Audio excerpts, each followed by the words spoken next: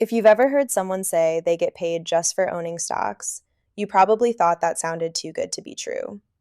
I get it.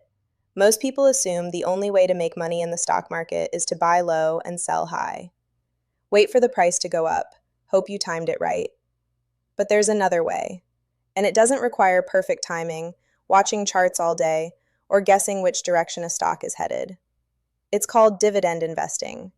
And today we're breaking it down, start to finish, in plain English. Welcome back to Sense and Commas, where we make money make sense. Okay, so what is a dividend? Let's start there, because this is one of those concepts that's genuinely simple once you strip away the finance speak. A dividend is a payment a company makes to its shareholders. Think about it like this. A company earns profits.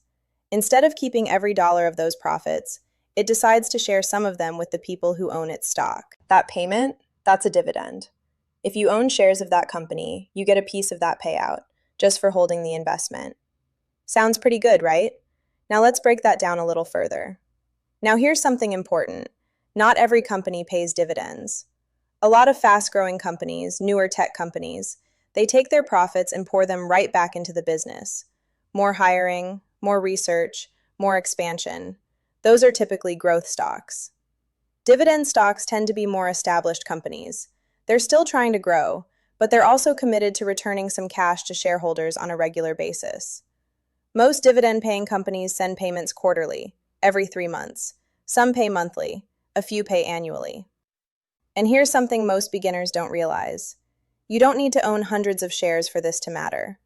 Let's say a stock pays $2 per share each year in dividends. If you own 10 shares, that's $20. 100 shares, $200. And that's before the stock itself does anything. Now, does that replace your paycheck overnight? Of course not. We'll talk about realistic expectations later. But the point is, the money is real, and it shows up whether the stock goes up, down, or sideways. Real quick, there are 2 ways people use those dividend payments. Option 1, you take the cash. Spend it on bills, reinvest it elsewhere, whatever you need. Option 2, you reinvest the dividends into more shares. This is where things get powerful. Now here's where it gets interesting. When you reinvest dividends, you buy more shares. Those new shares generate their own dividends, which buy even more shares, which generate even more dividends. This is compounding, and it's the reason long-term dividend investors are often so patient. They're not trying to time the market. They're not hoping for a quick double. They're letting time and math do the heavy lifting. Now let's talk about something called dividend growth investing, because this separates casual dividend investors from the ones who really build wealth over decades. Dividend growth investors don't just look for the highest yield. They look for companies that consistently increase their payouts year after year. Why?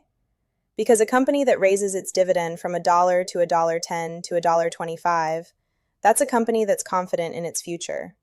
And for the investor, that means income that grows without doing anything extra. This brings us to something called dividend aristocrats. Dividend aristocrats are companies that have increased their dividend payments for at least 25 consecutive years, through recessions, through market crashes, through everything. 25 years without missing or cutting. These are often some of the most reliable companies in the world. Not the most exciting, not the fastest growing, but predictable. And for income-focused investors, predictable matters. Okay, so you might be wondering where to actually find dividend-paying investments.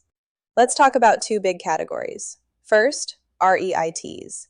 REIT stands for Real Estate Investment Trust. Think of it as a way to invest in real estate without buying property.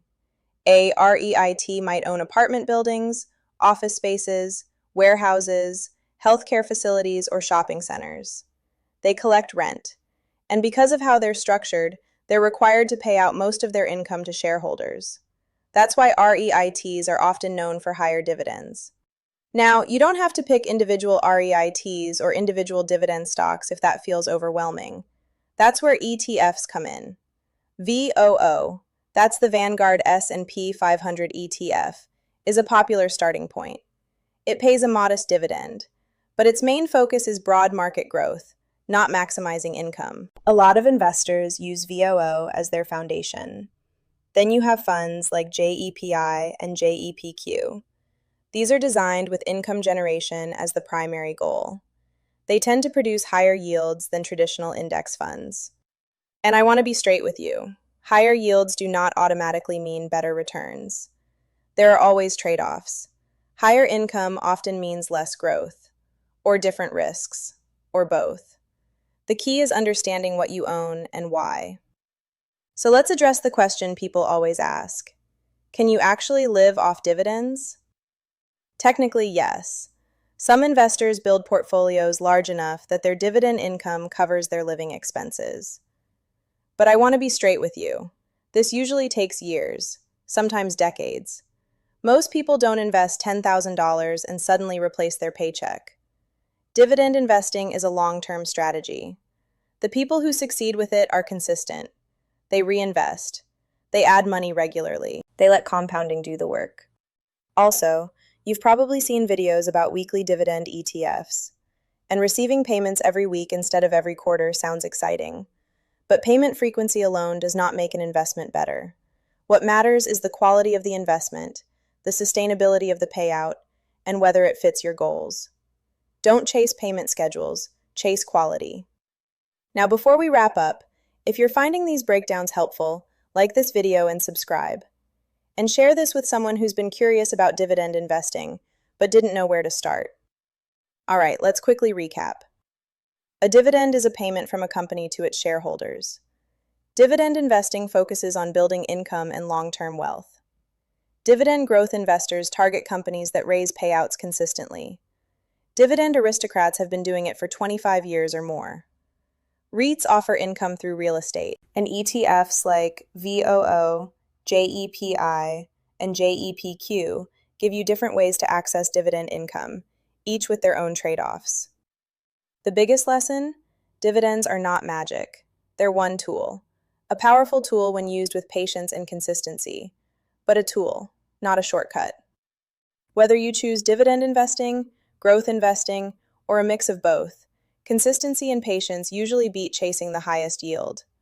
I'll see you in the next video, and until then, keep building your cents and your commas.